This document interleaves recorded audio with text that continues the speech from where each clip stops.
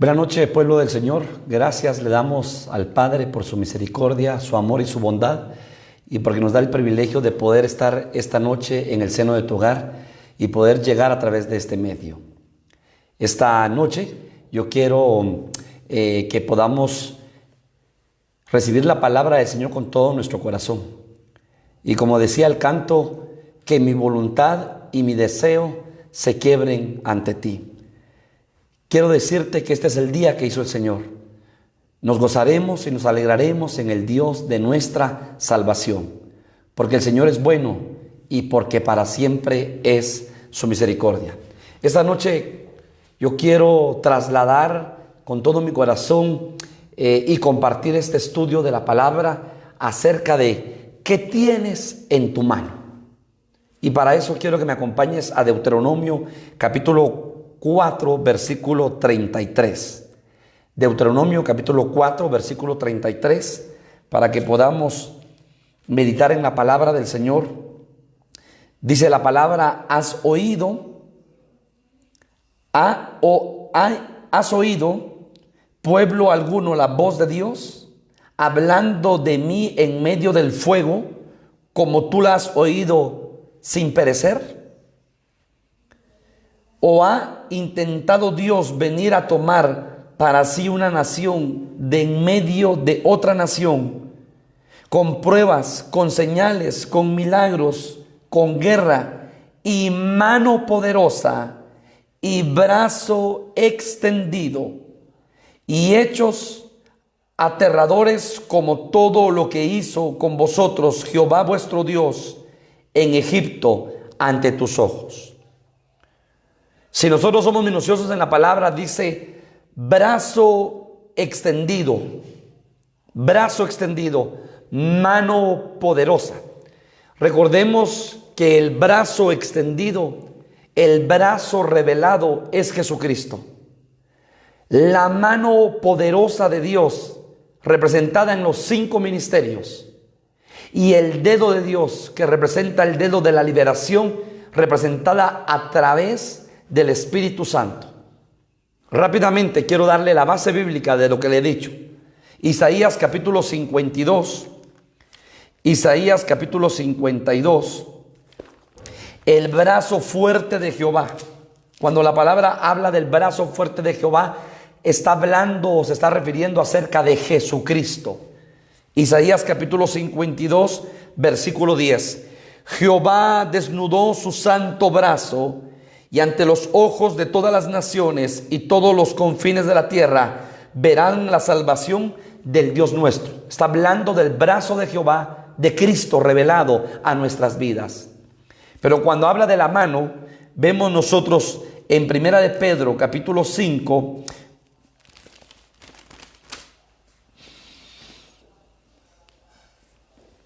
versículo 6. Primera de Pedro 5, 6. Humillaos pues bajo la poderosa mano de Dios, para que Él os exalte cuando fuere tiempo. La poderosa mano de Dios se refiere acerca de los 5 ministerios. Por eso dice la palabra en Habacuc: rayos brillantes salían de sus manos. Está hablando de la revelación de Dios moviéndose en la mano poderosa del Señor, que representan los 5 ministerios. Y el dedo de Dios, Lucas capítulo 11, versículo 20. Lucas 11, 20. Mas si por el dedo de Dios echó yo fuera los demonios, ciertamente el reino de Dios ha llegado a vosotros. El dedo de Dios representa el poder del Espíritu Santo.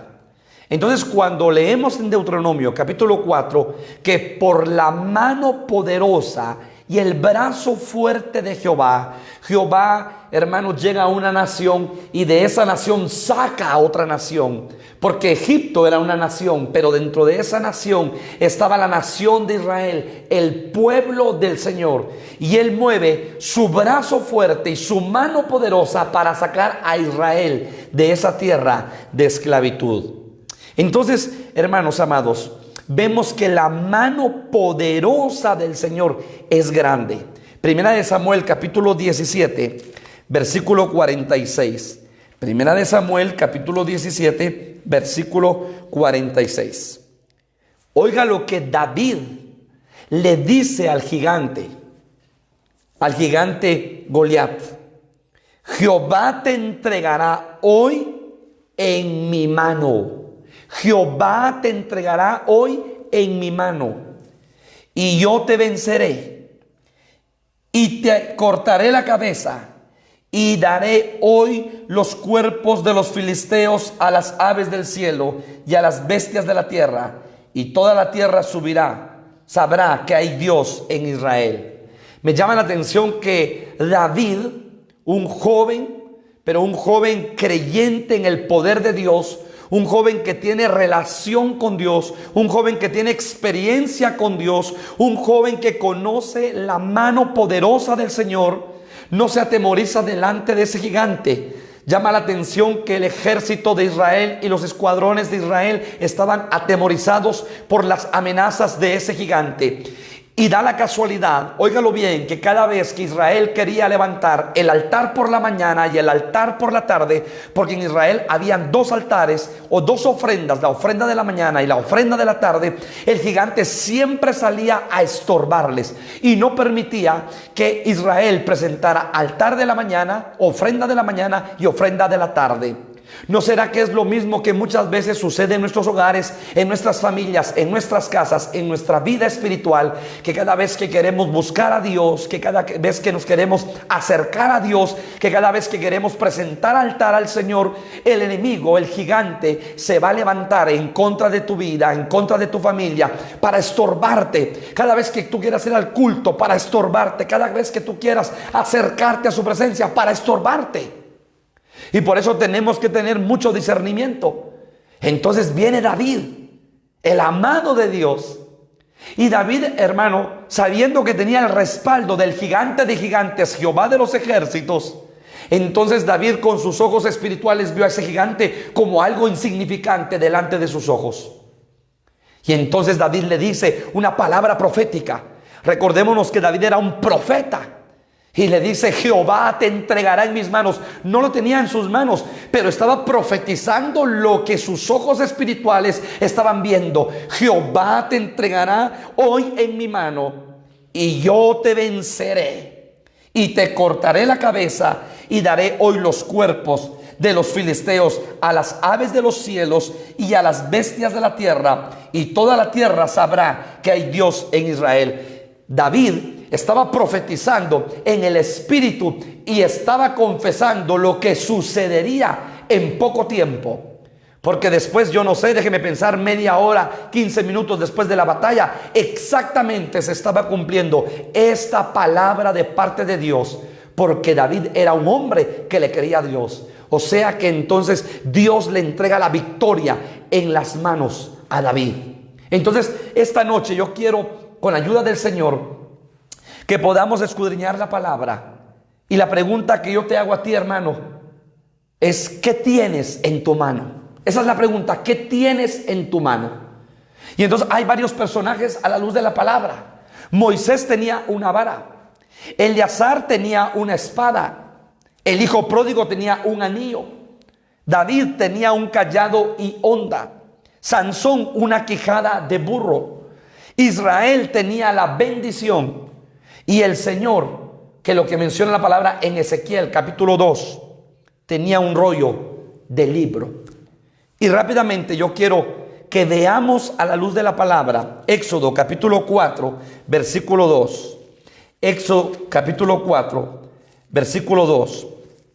Voy a ir un poco rápido porque mi intención, hermano, es compartirle los 7 ángulos de este estudio. Éxodo capítulo 4, versículo 2.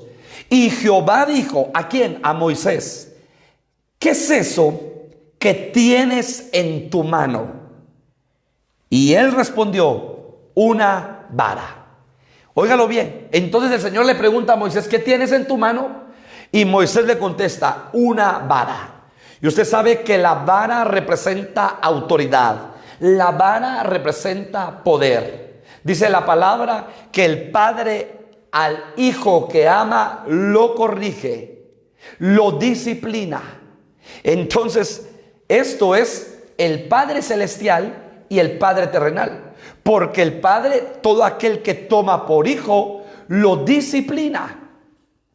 Hermano amado, y nosotros como hijos de Dios, ya en el ángulo de padre de familia, Dios nos ha dado una autoridad para poder disciplinar a nuestros hijos.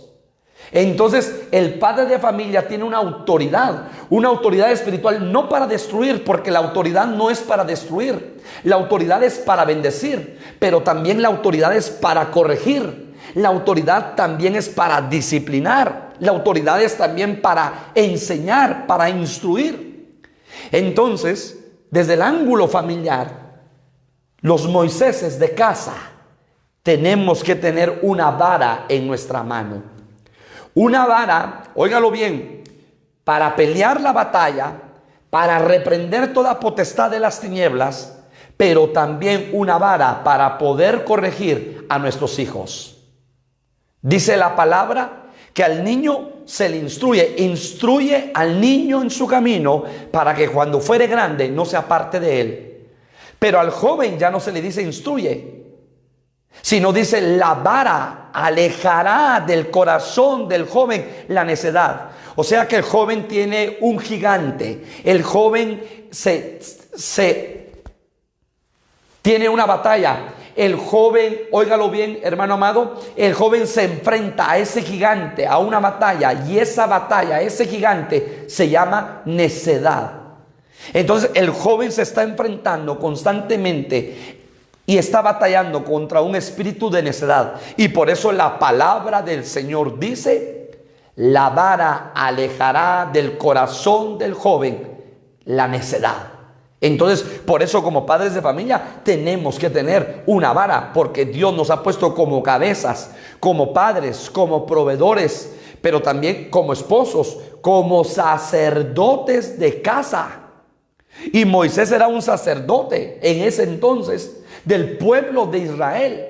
Moisés entraba al lugar santísimo y la Shekinah de Jehová descendía, la nube de Jehová descendía, la columna de fuego descendía sobre el lugar santísimo, y entonces Dios hablaba con Moisés y Moisés hablaba con Dios.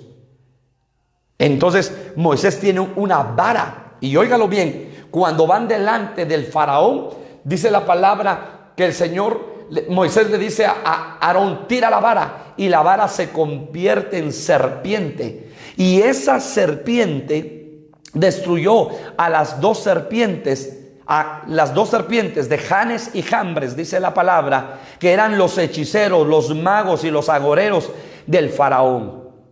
Y esa vara representa el poder de Jesucristo. Esa vara representa al Cristo poderoso que destruyó, hermano amado, óigalo bien, y que venció a la muerte y al Hades. Jesucristo, hermano, que tomó forma, óigalo bien, de vara, pero que el Padre tira la vara desde el cielo, figura de Aarón, tira la vara desde el cielo y cae a la tierra, y esa vara se convierte en serpiente. Pero esa serpiente come las dos serpientes de Janes y de Jambres. Óigalo bien, esa vara, por eso dice Juan capítulo 3, que así como Moisés en el desierto levantó un asta y una serpiente de bronce, era necesario que el Hijo de Dios fuese levantado, pero fuese levantado en una cruz, porque en la cruz cargó con todos nuestros pecados, y por eso el Hijo de Dios toma figura de serpiente, porque cargó en su cuerpo los pecados de la tierra y del cosmos entero. Entonces, esta vara es una vara de poder, es la vara del Señor, representa a Cristo. Pero también esta vara, óigalo bien, se recordará usted cuando Moisés le dijo a las 12 tribus, representantes de las 12 tribus, que metieran la vara en el lugar santísimo. Y la vara que reverdeciera, esa iba a ser la tribu que el Señor había de escoger para que ministrara en su templo, en su tabernáculo. Y reverdeció la vara de Aarón. ¿Qué representa eso entonces? que la vara de Aarón reverdeció es que la vara de autoridad la tiene que tener el varón en casa. Y por supuesto esa vara de autoridad tiene que estar reverdecida. O sea, es una autoridad vigente, no es una autoridad caducada, es una autoridad vigente. ¿Qué pasa con las madres solteras que no tienen esposo, que no tienen marido? Pues ellas son la vara de autoridad para poder instruir, enseñar, corregir, disciplinar a sus hijos. No es la abuela, no es el tío, no es el hermano, no es el cuñado, no es la cuñada, no es la nuera, el yerno, no. Es la madre soltera, pero que es madre, quien tiene que corregir a su hijo, porque ella se constituye en esa vara en su casa. Entonces quiero que me acompañe a Éxodo capítulo 14, versículo 16. Éxodo 14, 16. Y tú alza tu vara y extiende tu mano sobre el mar y divídelo. Entren los hijos de Israel por medio del mar en seco. El Señor le da una orden a Moisés: agarra la vara y pásala sobre el mar. Y cuando Moisés pasa la vara sobre el mar se parte en dos, para que Israel pasara en medio del desierto. Entonces Moisés tenía una vara, que es la vara de autoridad. Nosotros, como hijos del Señor, como padres, como sacerdotes, tenemos la vara. Y esa vara va a abrir camino, hermano, espiritualmente hablando. Esa vara va a reverdecer y está reverdecida, que es la autoridad en función, que se está ejerciendo la autoridad en casa. Porque el padre tiene que hacer el sacerdocio en casa, fungir como sacerdote en casa. El padre tiene que orar por sus hijos, interceder por su familia, interceder por los de su casa. Pero también el padre tiene que llevar la palabra, tiene que instruir, tiene que enseñar. Pero también el padre tiene que corregir y disciplinar. Entonces, ¿qué tienes en tu casa? Una vara. Es que, pastor, mi hijo ya no me hace caso. Pues aplica la vara. Porque el Padre al Hijo que ama lo corrige, lo disciplina. Si eso el Padre Celestial lo hace con nosotros, que somos hijos, pues nosotros tenemos que imitar al Padre. Entonces nosotros tenemos que hacer lo mismo con nuestros hijos. No es posible que hoy mucho jovencito, mucho adolescente, mucho niño manipule el corazón de un padre y una madre. Los hijos tienen que saber que la autoridad en casa se respeta, que la autoridad en casa son los padres de familia. Eleazar tenía una espada. Acompáñenme a 2 de Samuel capítulo 23. 2 de Samuel capítulo 23, versículo 9. Después de Eleazar, está hablando de los valientes de David, hijo de Dodo, Ahoita, uno de los 3 valientes que estaban con David cuando desafiaron a los filisteos que se habían reunido allí para la batalla, y se habían alejado los hombres de Israel. Este se levantó e hirió a los filisteos hasta que su mano se cansó y quedó pegada su mano a la espada. Aquel día Jehová dio una gran victoria y se volvió el pueblo en pos de él, tan solo para recoger el botín. Aquí, hermano, este capítulo 23 nos narra los valientes de David. Hubo una batalla campal, una batalla fuerte, pero Eleazar, y Eleazar significa Dios ha ayudado. Uno de los valientes de David peleó contra los filisteos y peleó todo el día con la espada en la mano, de tal manera que cuando abre su mano, la espada estaba pegada a su mano y la espada no se le caía. ¿Qué representa eso? En el ángulo familiar, los padres de familia tienen la espada, que es la palabra del Señor. La espada que representa la palabra de Dios, viva y eficaz, y más cortante que espada de 2 filos. La espada de Dios, pero la tenemos en la mano, por supuesto, para usarla. Por supuesto, para reprender y hacer guerra espiritual, pero también para poder enseñar a nuestros hijos la palabra. Para que nuestros hijos puedan crecer en el temor del Señor. Para que nuestros hijos sepan que el libro de vida es la Biblia. Qué bueno que lean, que tengan conocimiento, que tengan cultura y que lean libros en la universidad y en los colegios. Qué bueno.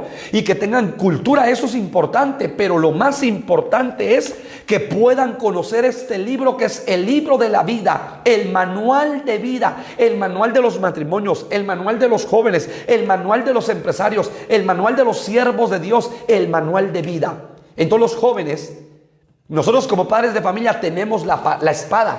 Pero esa espada, ¿para qué sirve? Para pelear, sirve para poder guerrear. Pero la espada también, dice la palabra, que estaba Juan, subió al cielo, vio una puerta. Y entonces el anciano le llama y dice que vio uno semejante al Hijo del Hombre. Y empieza a describir al Hijo del Hombre glorificado, sus cabellos como blanca lana, sus ojos como llamas de fuego, sus pies como el bronce bruñido. Dice la palabra, de su boca salía una espada de dos filos. Y esa boca que representa a Cristo, la espada de dos filos representa el escrito está. Por eso nuestros hijos tienen que saber que en el mundo se van a enfrentar a peligros, a situaciones difíciles. Van a tomar decisiones trascendentales en su vida, donde, ojo, solo el hijo la va a poder tomar, la hija. Pero el escrito está, les va a servir en todo su desarrollo en esta tierra, para poder tomar decisiones, para poder tomar las mejores decisiones, para poder actuar en esta vida, para poder caminar. El escrito está. Jesús venció al enemigo en el desierto por el escrito está. En 3 áreas fue tentado Jesús: en área cuerpo, en área alma y en área espíritu. Y en las 3 áreas Jesús venció por el escrito está. Entonces, cuando Juan está viendo al Hijo del Hombre como al Hijo del Hombre, y de su boca sale una espada de dos filos, está diciendo que el Hijo del Hombre tiene la palabra de Dios en su boca. Entonces, los padres de familia tenemos que enseñar la palabra a nuestros hijos, enseñar el temor del Señor, enseñarles: ven para acá, hijo, mira lo que dice la palabra, estás actuando de esta manera, mira lo que dice la palabra, estás actuando de esta otra manera. Ten mucho cuidado, porque la palabra de Dios para ellos es el fundamento, es el cimiento de su vida. El joven que quiere que le vaya bien en su vida tiene que tener temor de Dios en su corazón. Tiene que aprender a ser edificado con la palabra del Señor. No importa si está papá o mamá, él va a ser igual en casa como en la calle, en el colegio, en la universidad. No va a ser de dos caras. Una cara en el colegio, una cara en la universidad, o una cara en la calle y otra cara en la casa. Va a ser íntegro en su corazón, su mismo comportamiento en la iglesia, en la casa, donde esté. ¿Pero por qué? Porque tiene la palabra del Señor en su corazón. Y nosotros como padres de familia tenemos que tener la palabra. Recuérdese lo que el Señor, por medio de aquellos 3 hombres que fueron los que el Señor levantó y motivó para que se edificara. Número 1, los muros. Número 2, las puertas fueran restauradas de Jerusalén. Hermano, entonces viene el Señor y les dice, y uno de ellos dice: vamos a edificar el muro. Pero como nuestros enemigos vienen por la noche a quererse subir al muro, vamos a estar trabajando y poniendo en una mano el ladrillo y en la otra mano la espada. ¿Qué representa eso? Que el joven tiene que estudiar. Por supuesto que se prepare, que no sea un ignorante en la vida, que estudie, que aproveche el tiempo y la bendición que el Padre le está dando y el esfuerzo para estudiar y para que sea alguien en la vida de manera horizontal. Qué bueno por eso. Pero que por otro lado no se olvide de la bendición de Dios y de tener la espada en su mano, porque van a venir tentaciones, van a venir situaciones a su vida, van a venir, óigalo, momentos en los cuales van a tirar lazos sobre sus pies. Y el joven tiene que tener, nuestros hijos, la capacidad de tener el temor de Dios en su corazón y la palabra para poder decir: no, esto no es de Dios. Cuidado, aquí creo que me están tirando lazo. No, aquí hay una tentación. Mejor el sabio ve el mal y se aparta, teniendo la palabra. Pero nosotros como padre, teniendo la palabra en nuestras manos. Entonces, ¿qué tan importante es que nosotros como padre cumplamos la función de tener la espada, la palabra en nuestras manos, y que la podamos compartir con nuestros hijos? 3. Lucas capítulo 15. El hijo pródigo, ¿qué tiene en su mano? Un anillo. El hijo pródigo, ¿qué tiene en su mano? Un anillo. Lucas 15, capítulo 15, versículo 22. Pero el padre dijo a sus siervos: sacad el mejor vestido y vestidle, y poned un anillo en su mano y calzado en sus pies. Todos conocemos la historia de que en Lucas capítulo 15 hay tres parábolas. La parábola del padre es la del hijo pródigo. La parábola del hijo es de la oveja perdida. Y la parábola del dracma es la parábola del Espíritu Santo. Pero la parábola del hijo pródigo, un joven que no supo valorar, no supo ser agradecido, no logró comprender ni tener un corazón agradecido por todo el esfuerzo que hacían sus padres, por todo el esfuerzo que su padre hacía. A ese joven no le hacía falta nada en su hacienda. Ese joven estaba rayado, tenía de todo, tenía sirvientes, tenía comida, tenía bendición, tenía estudio, tenía de todo. Pero vuelvo y repito, cuando viene un espíritu de necedad al corazón del joven, entonces viene el joven y dice: bueno, me quiero ir a vivir solo. Como muchos jóvenes: no, papá, yo ya no quiero estar en la casa, yo me quiero vivir en un apartamento, estar solo, hacer de mi vida lo que yo quiera. ¿Cuántos años tiene el joven? 18 años. Y está bien que se valga por sí solo, pero llegará el tiempo en el cual él saldrá de la casa a formar un hogar. Pero muchas veces el joven se adelanta porque le quiere dar libertad a su concupiscencia de la carne, le quiere dar libertad y tener libre albedrío para tomar decisiones incorrectas en su vida, porque los padres servimos como cobertura, pero también somos supervisores de nuestros hijos. Y muchas veces cuando los hijos no están haciendo cosas correctas, nosotros venimos: de momento, esto es lo que estás haciendo no es correcto. Y entonces viene el hijo pródigo y se va, y se gasta todo su dinero. Y usted sabe la historia. Regresa a su casa, y cuando regresa a la casa, el padre lo ve con ojos de amor, con ojos de misericordia. Y entonces el padre da una instrucción: báñenlo, pónganle el mejor vestido, las sandalias, pero pónganle el anillo. Y entonces dice la palabra: pero el padre dijo a sus siervos: sacad el mejor vestido y vestidle, y poned un anillo en su mano. ¿Y sabes qué representa el anillo, joven? Representa pacto. Eso representa el anillo. ¿Qué te está diciendo el Señor, joven, a través de esta parábola? Que tú eres un hijo de pacto, que Dios tiene un pacto contigo desde antes de la fundación del mundo. Tú que has dicho: es que el Señor no me oye, el Señor no me contesta, es mentira del diablo. Dios te conoce desde antes de la fundación del mundo, cuando tú eras un espíritu, porque Él es el Padre de los espíritus. Él te conoce, y porque te conoció te predestinó, y porque te predestinó te eligió, y porque te eligió te santificó, y porque te santificó te glorificó, dice la palabra, Romanos 8.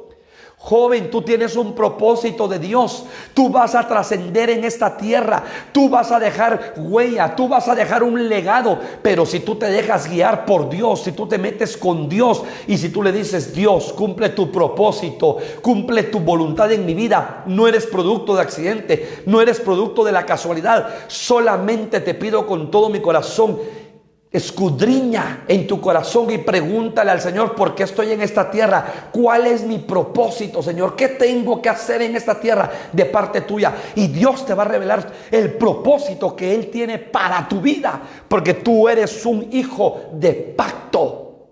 Tú eres un hijo de pacto. El anillo representa pacto, y Dios hizo un pacto contigo, no tú con Él. Dios lo hizo contigo. Y no habiendo otro más grande por quien jurar, juró por sí mismo que ciertamente te bendeciría y que Él tiene planes de bien a favor de tu vida, joven. Óyelo bien: planes de bien a favor de tu vida. Entonces, ¿por qué tú le cuestionas a Dios? ¿Por qué le cuestionas a tus padres? Joven, aprende a obedecerle a Dios y te irá bien en la vida. Pero aprende a ser obediente a Dios y te irá bien en la vida. Entonces, el anillo representa pacto, representa identidad. Eres hijo, no eres bastardo, eres hijo de Dios. Dice la palabra en 1 Corintios capítulo 1. 1 Corintios capítulo 1, versículo 21. Dice la palabra del Señor. 2 Corintios 1, 21. Y el que nos confirma con vosotros en Cristo, y el que nos ungió en Dios, el cual también nos ha sellado y nos ha dado las arras del Espíritu en nuestros corazones. O sea que tú eres un hijo de pacto. 4. David tenía un cayado y una honda. Primera de Samuel, capítulo 17. Primera de Samuel, capítulo 17. Versículo 40. Primera de Samuel, capítulo 17, versículo 40. Y tomó su cayado en su mano. Oye, tenía un cayado. Tomó su cayado en su mano y escogió 5 piedras lisas del arroyo y las puso en el saco pastoril, en el zurrón que traía, y tomó su honda en su mano y se fue hacia el filisteo. Hablo primeramente a los padres. Los padres de familia tenemos un cayado. ¿Sabes qué representa el cayado? La misericordia del Señor. La misericordia del Señor. El bien y la misericordia me seguirán todos los días. El bien es la vara y su cayado la misericordia. Óyelo bien. Entonces David tenía un cayado y una honda. ¿El cayado para qué sirve? Para que cuando una ovejita se salía del camino, automáticamente se jalaba. Porque el cayado es un bastón, pero tiene una curva. Y entonces el pastor tiraba el cayado sobre el cuello de la oveja y la jalaba cuando la ovejita se salía del camino. Eso significa que los padres de familia tenemos que tener misericordia a favor de nuestros hijos. Misericordia a favor de los hijos. Muy aparte de ser un padre misericordioso y muy aparte de ser un padre alcahuete. Tú y yo tenemos, hermanos amados, llamados como padres de familia a estorbarle el pecado a nuestros hijos. Pero donde hay que hacer misericordia, vamos a hacer misericordia. Muy aparte es estorbarle el pecado y muy aparte es hacer misericordia con nuestros hijos. Entonces, el padre de familia tiene que tener cayado, pero también tiene que tener honda. Porque David con una honda, óyelo bien, destruyó a un gigante. Pero las otras 4 piedras que David metió en su saco pastoril sirvieron para destruir a otros 4 gigantes después que se levantaron. Porque contra David pelearon 5 gigantes que se levantaron. Y eso lo dice la palabra en 2 de Samuel. Que ciertamente sus valientes pelearon con ellos. Pero quiere decir que David había tomado 5 piedras porque se iban a levantar 5 gigantes. Porque entonces se van a levantar gigantes en contra de nuestros jóvenes. ¿Gigantes para qué? Para poner zozobra, para poner duda, para poner incredulidad, para poner desobediencia, para poner insujeción en el corazón de nuestros hijos. Y esos gigantes somos llamados como padres de familia a derribarlos, a derrotarlos en el nombre de Jesús. Pero también para que nuestros hijos aprendan a usar la honda, porque la honda es un instrumento de guerra, es un instrumento de batalla. Por eso, hermano, cuando su pastor le dice, hermano, hermano, ovejita linda, agarre la honda, está hablando de la honda espiritual. ¿Sabe que en ese entonces la honda no era como la honda que conocemos hoy en día, sino era un cuero, se ponía la piedra, 2 pitas paralelas y se hacía la honda, se giraba. Y cuando se gira la honda, ¿sí?, ya sea de esta forma o de esta forma, se está haciendo un círculo. Y el círculo representa que tenemos pacto, que somos hijos de pacto, que somos hijos de promesa, que somos hijos de bendición, que tenemos un pacto por medio de nuestro Señor Jesucristo. Entonces David con la honda derrotó y destruyó al gigante, pero también con el cayado cuidaba de sus ovejas. Los padres de familia tenemos ovejas y las primeras ovejas que el Señor nos da son nuestros hijos. Óyelo bien, padre de familia, las primeras ovejas que el Señor nos da son nuestros hijos. Es nuestra casa y tenemos que aprender a pastorearlos en el nombre de Jesús. Así como los pastores llevamos nuestro trabajo de llevar a las ovejas a pastos verdes, a aguas de reposo, Salmo capítulo 23. Ahora, como padres de familia, las ovejas que tenemos que cuidar son nuestros hijos y las tenemos que llevar a pastos verdes, a aguas de reposo, porque somos llamados a pastorear primeramente a los de casa. Muy bien. Quinta arma. ¿Qué tenía Sansón en su mano? Una quijada de burro. Acompáñeme, por favor. Jueces capítulo 15, versículo 14. Jueces capítulo 15, versículo 14. Jueces capítulo 15, versículo 14. Y así que vino hasta Leí, los filisteos salieron gritando a su encuentro. Pero el Espíritu de Jehová vino sobre él, y las cuerdas que estaban en sus brazos se volvieron como lino quemado con fuego, y las ataduras se cayeron de sus manos. Aquí está hablando de Sansón. Le habían puesto a Sansón, óigalo bien, joven, le habían puesto a Sansón ataduras en sus manos y le habían puesto cuerdas en sus brazos.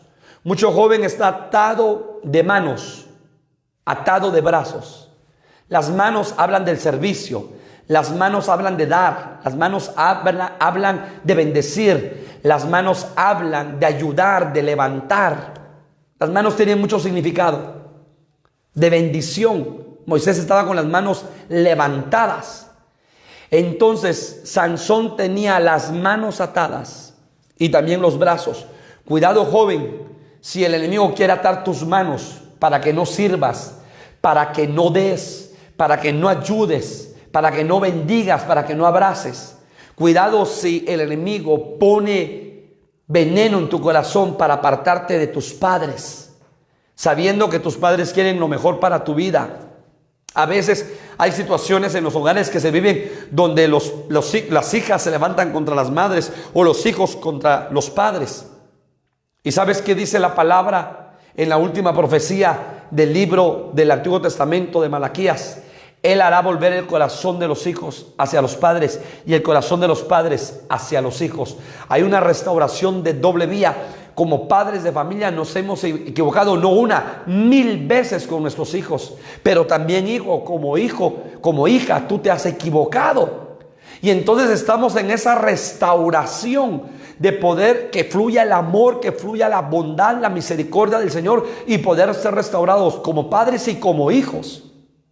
Pero no tienes tu derecho, hijo, lo he dicho varias veces en varias enseñanzas, de juzgar a tus padres, de señalar a tus padres o de convertirte en juez de tus padres. No tienes tú el derecho. Sea como sean tus padres, tu llamado es Efesios capítulo 6 versículo 1. Hijos, obedeced a vuestros padres en el Señor, porque esto es justo.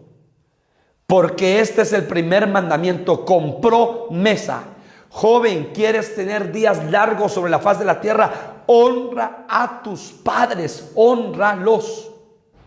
Entonces, Sansón, dice la palabra, versículo 15, y hallando una quijada de asno fresca aún, extendió la mano y la tomó y mató con ella a 1000 hombres. Entonces Sansón dijo, con la quijada de un asno, un montón, 2 montones, con la quijada de un asno maté a 1000 hombres. O sea que Sansón tuvo una victoria con la quijada de un burro. Óyelo bien, con la quijada de un burro. Quiere decir que Sansón tuvo victoria en su vida porque tomó la quijada de un burro. ¿A qué se refiere la palabra cuando se habla de este animal que es el burro? El burro, hermanos amados, representa la ley. Óigalo bien, representa, hay muchos ángulos, pero uno de ellos es la ley. Entonces, ¿qué significa esto? Que el joven tiene que tener la palabra, los mandamientos, los preceptos de Dios en su corazón, la palabra del Señor en su corazón, porque con la quijada de un burro va a destruir a sus enemigos. A eso se refiere. El joven tiene que tener la palabra del Señor, los preceptos, sus mandamientos en su corazón. El padre de familia, por supuesto, también. La palabra del Señor tiene que abundar en nuestros corazones para doblegar al enemigo, Pero óyelo bien, dice la palabra que Jesús se subió sobre un burrito y entró al pueblo encima de un burrito. Ahí hay dos figuras. La gracia que representa a Jesús sobre la ley. Porque Jesús vino a cumplir la ley. Pero cambio de sacerdocio, cambio de ley, dice la palabra en Hebreos. Entonces se caducó la ley, arónica, porque comenzaba otra dispensación en la venida de Cristo, la gracia, reflejado en el monte de Sión y en el monte Sinaí. El monte de Sión, el monte de la gracia, el monte Sinaí representa la ley. Hoy ya no estamos bajo la ley, sino estamos bajo la gracia. Pero ahora mira lo que dice el apóstol Pablo, que pues abundaremos en pecado para abundar en gracia, de ninguna manera. Hermanos amados, en este evangelio no es cómo iniciamos, sino cómo terminamos. Comenzaremos en el espíritu y terminaremos en la carne, dice el apóstol Pablo, de ninguna manera. El mayor homenaje a la gracia es la obediencia. Es la obediencia. No tenemos que abusar de la gracia, porque estamos en un tiempo de gracia, sino que el mayor homenaje a la gracia es la obediencia. 6. Israel tenía la bendición. Y cuando me refiero a Israel, me refiero a este hombre llamado Jacob, que el Señor le cambió su nombre. ¿Y se lo cambió dónde? Hermano, Jacob tuvo dos encuentros con el Señor de la gloria, en un lugar llamado Betel y en otro lugar llamado Peniel. Los hijos de Dios vamos a tener nuestro Betel, pero también vamos a tener nuestro Peniel. El Betel, donde una escalera subía al cielo, ángeles bajaban y ángeles subían. Había revelación, había palabra de Dios, había un sueño. Gloria a Dios por eso. Es el Betel. Pero también vamos a tener nuestro Peniel, donde el ángel del Señor saldrá a nuestro encuentro y donde cambiará nuestra forma de caminar, nuestra forma de actuar, nuestra forma de vivir, nuestra forma de ser. ¿Sabes cómo cambia el Señor nuestra forma de actuar, nuestra forma de ser, nuestra forma de vivir, nuestra forma de ser? La cambia a través de los diferentes procesos que el Señor permite a nuestra vida. El evangelio no es un evangelio de camino de rosas. No, no, no. Si alguien te dijo que ese era el evangelio, se equivocó y estás equivocado. Dice la palabra, óyelo bien, que muchas son las aflicciones del justo, pero de todas estas lo librará el Señor. Hay muchas aflicciones. Hay tiempo de tribulación, tiempo de valle, tiempo de desierto, tiempo de batalla, tiempo de situaciones difíciles y adversas a nuestra vida. Pero el Señor lo permite porque es una formación de Dios para nuestras vidas.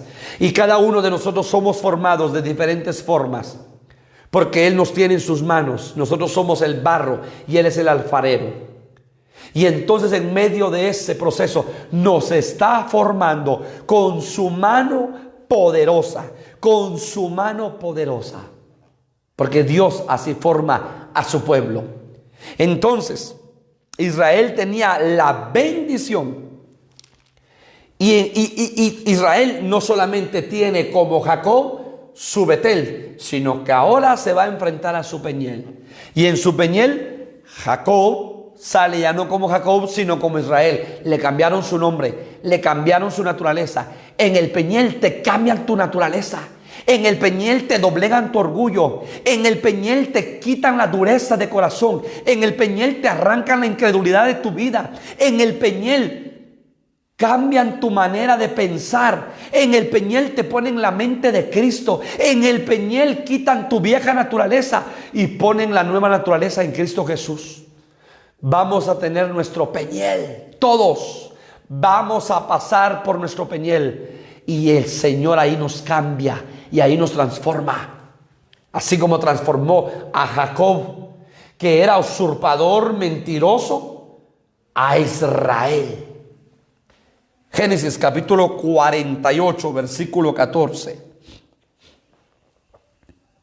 Entonces Israel extendió su mano derecha y la puso sobre la cabeza de Efraín, que era el menor, y su mano izquierda sobre la cabeza de Manasés, colocándolo así, sus manos adrede, aunque Manasés era el primogénito.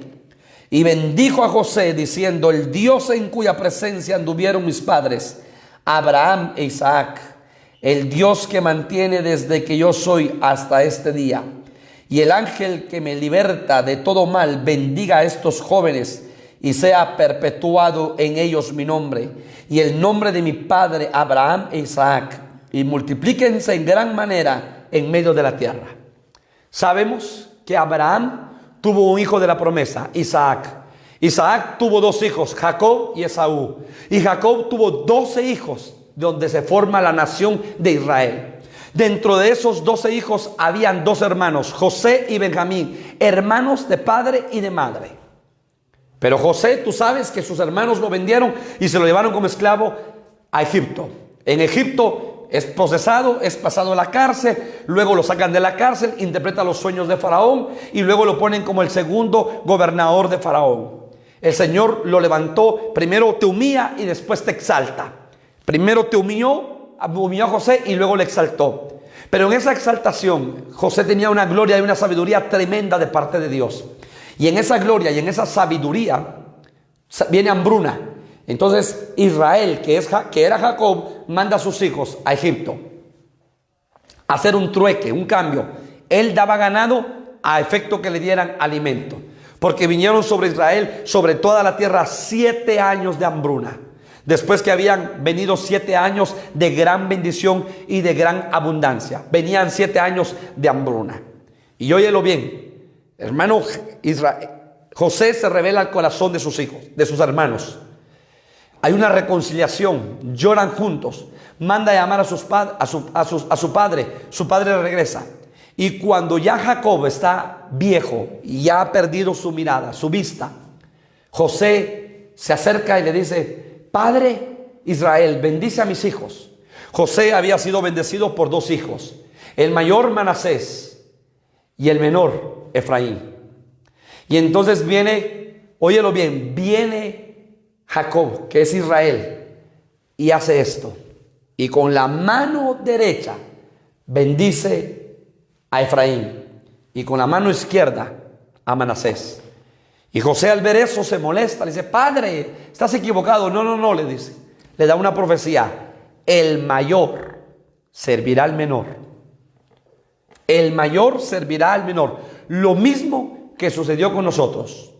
Nosotros éramos los hermanos mayores, porque el primogénito y el unigénito es Jesucristo. Pero el Padre bendijo a los menores.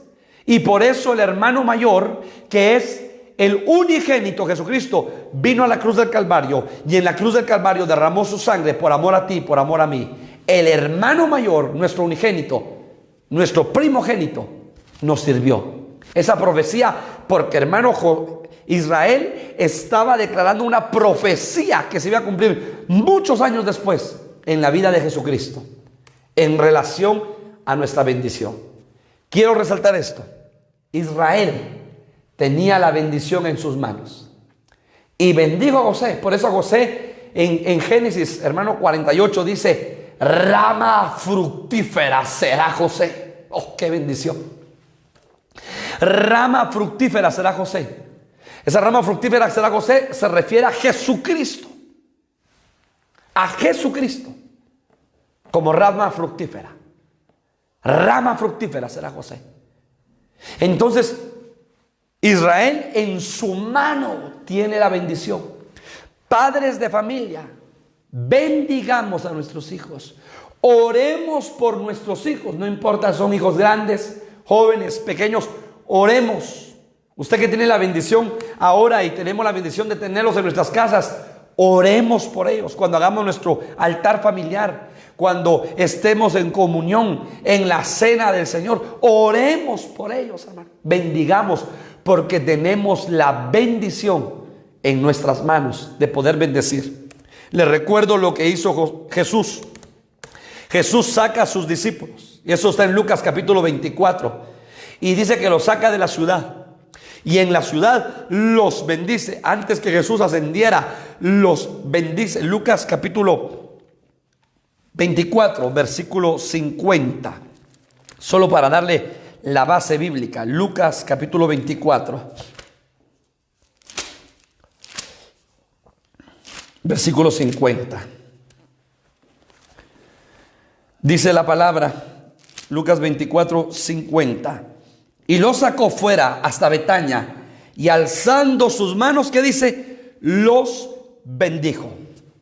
Alzando sus manos, ¿qué dice? Los bendijo. Marcos 16, 18, para darle otra base bíblica. Marcos 16, 18. Tomarán en las manos serpientes, y si bebieren cosa mortífera, no les hará daño.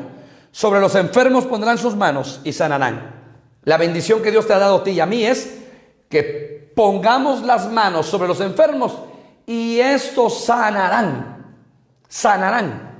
Si oramos con fe, los enfermos van a sanar, porque en nuestras manos está la bendición. Por último, el Señor tiene un rollo de libro en sus manos. Ezequiel capítulo 2. Ezequiel capítulo 2. Ezequiel capítulo 2, versículo 9. Y miré, y he aquí una mano extendida hacia mí. Estaba Ezequiel. Y desde el capítulo 1 tiene una visión gloriosa. Un ser, hermano amado. Y entonces una mano extendida hacia él. ¿Y qué dice? Y en ella había un rollo de libro. Y lo extendió delante de mí, y estaba escrito por delante y por detrás. Y habían escritas en él endechas y lamentaciones y ayes. Me dijo: hijo de hombre, come lo que hayas.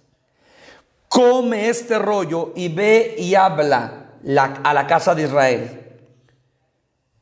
Y habla a la casa de Israel. Y abrí mi boca y me hizo comer aquel rollo. Y me dijo: hijo de hombre, alimenta tu vientre y llena tus entrañas de este rollo que yo te doy. Yo lo comí y fue en mi boca dulce como la miel. Ese rollo que Jesucristo tiene en su mano extendida y que nos lo da y que nos dice: come, es la palabra del Señor, hermano. Ama la palabra. Come el pan de vida, come el maná del cielo, come la palabra del Señor y llena tu vientre y llena tu vida, joven, padre de familia, y llenemos nuestra vida de la palabra del Señor, de la palabra de Dios. Entonces, el Señor, séptimo varón, tiene un rollo en su mano y nos lo da para que nosotros podamos comer. La pregunta que yo te hago esta noche es: ¿qué tienes en tu mano? Y hermano, te vas a dar cuenta que en tu mano tienes la bendición, tienes la victoria, tienes la espada, tienes la palabra del Señor, tienes el pacto de Dios, tienes la bendición de ser hijo, tienes la vara del Señor. Hermano, en nuestras manos está la bendición. En nuestras manos está la bendición del Señor. La bendición que el Señor nos ha dado. La bendición que el Señor te da. Solo dile en este tiempo de pandemia, en esta situación quizás difícil y compleja, solo dile: dame sabiduría, Señor. Y lo que Dios ha puesto en tus manos, ejecútalo. Lo que el Señor ha puesto en tus manos, espiritualmente hazlo. Y materialmente, en este momento donde empresas se han cerrado, donde te han dado las gracias, quizás trabajabas en una empresa y ahora no trabajas, dile: Señor, dame la sabiduría, porque la bendición la tienes en tus manos. Como le dijo el profeta a aquella mujer: ¿qué tienes en tu casa? Yo te digo esta noche: ¿qué tienes en tu casa? Unas tinajitas, poquito de aceite, poquito de harina, no más, hasta con menosprecio. Pues ve y pide prestada vasijas y tráelas, y vas a llenar todas las vasijas, porque el aceite no va a escasear. ¿Qué tienes en tu mano? Hermano, si no tienes trabajo, dile: Señor, dame sabiduría, porque con tus manos puedes hacer mucho en lo material. Pero en lo espiritual, tú tienes, padre de familia, tú tienes, joven, una gran bendición de parte de Dios. Solamente levanta tus manos y recibe bendición esta noche. Padre, en el nombre de Jesús, yo oro por las familias de mis hermanos de México, de Quetzaltenango, de Escuintla, de Guatemala, de las familias de Colombia, de Canadá, de Estados Unidos, de todos los lugares del mundo donde nos están viendo, Señor. Y oro por las familias de los amigos que nos siguen a través de esta red social. Padre, bendice cada familia, bendice cada vida, cada matrimonio. Bendice, Señor, las manos de tu pueblo, las manos de los amigos, en el nombre de Jesús. Gracias porque has puesto en nuestras manos bendición. Ayúdanos, Padre, a tomar la victoria en nuestras manos, en el nombre de Jesús. Gracias por tu pueblo, en el nombre de Jesús. Amén y amén. Que el Señor te bendiga, te guarde, hermanos amados, y el día de mañana sigue nuevamente estas redes para recibir el consejo de la palabra a partir de las 6 de la tarde con nuestro apóstol, y luego a las 8:30 con el pastor Eric Plata. Dios te bendiga. Bendiciones.